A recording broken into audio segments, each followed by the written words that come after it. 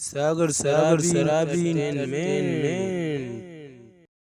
आप लोग के सेवा में एक शेर बोल रहा हूं, आप लोग ध्यान दीजिएगा जितने बैठे हुए हो। नौटंकी में पर्दा का, पान में जर्दा का, किसानी में बर्धा का बड़ा ही महत्व होता है।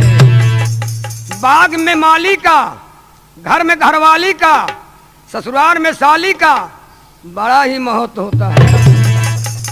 तीरथ में पंडा का, तिरंगे में झंडा का, हाथ में डंडा का, दारू के बाद अंडा का बड़ा ही महत्व होता है। जाड़ा में कोट का, पॉकेट में नोट का, इलेक्शन में वोट का, नदी में बोट का बड़ा ही महत्व होता है।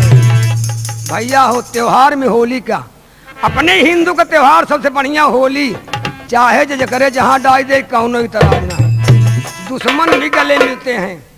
त्योहार में होली का, बारात में डोली का, बंदूक में गोली का, बम्बई में खोली का बड़ा ही महत्व होता है। भैया हो जे खड़ा है, बैठे वाले का नाय कहता है, शर्मा जी के छोड़ कहता है, वो चाहे बैठा रहा, चाहे उलरा रहा, चाहे निहुरा राम जी कौनो मतलब नहीं। काहे जो कैसेट के मालिक हैं, वो भी एक कलाकार हैं, उनका हम कुछ न कह पाओ, वो बैठे हो सका, दौड़ी सका, बड़ा काम उनके जिम्मे रहा था। और जो बाहरी आदमी आया उनका कहा था ही चूतिया नंबर 1, जे घर छोड़ के भागा परदेश। चूतिया नंबर 2, जे भैंसी के मार कहा जुई। चूतिया नंबर 3, जे हारमोनिया छोड़ के बजावा बीर।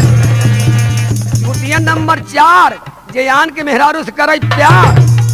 चूतिया नंबर 5, जे खड़े खड़े देखा नाच।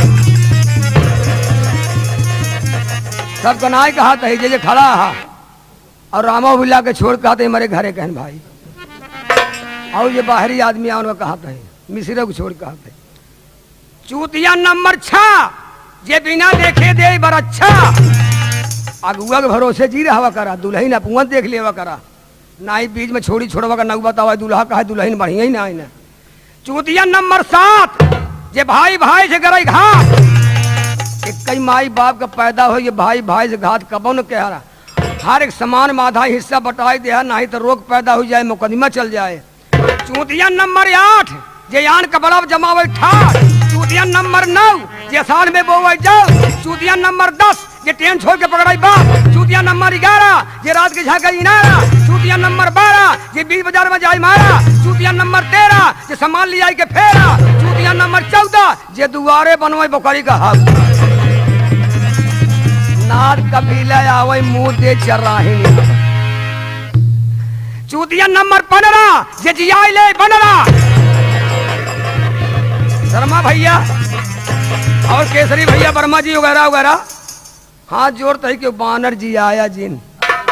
एक बानर महू जी आए रहे वैसे, और जोकर बहुत झूठ महू बोले थे, लेकिन उम्र के लिहाज सब कम बोली थे।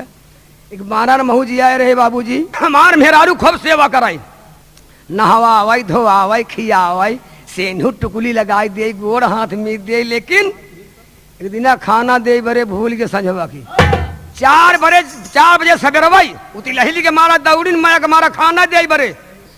तो लोग को संयमा गाड़ा गुस्सा के मारा उछल के हमारे मेहरारू को लोग भाई छोड़ देते। याद रहे गोली मारे, गाँव वाले कहन गोली जी मारा। हम कहे का हो भाई, हम कहा करी मेहरारू को लूगा छोरी है। चूतिया नंबर 16, जे बनमई बम या गोला। यहो जी बनाया हवाई दार का लाइसन बा, हमार तो हा कौनो लाइसन ना, न पकड़ जाए, जेल काटी दग जाए या पुई मर जाए। चूतिया नंबर 17, जे भादा मछावाई खबड़ा। 1 बजे शाम खूब घूमी, जब भादव लागे चुवई लागे तो मेहरारू कहे बजवा के बाबू कहे कहा बिट्टी की हमारे भगवती गाड़ू। जहाँ खाना बनवता यही चुवत है, जब चुना बनवे बे जाए तो रास्ता में 2 चुना और हो जाए। चूतिया नंबर 18, जे मेहरारू खाज उठारा। ये बड़ा मेहरा होय, जे बड़ा मेहरा होय हमारे कन्हैया लाल की ना मेहरारू को जूड़ खाए। चूतिया नंबर 19, जे छान के दुहाई भाई।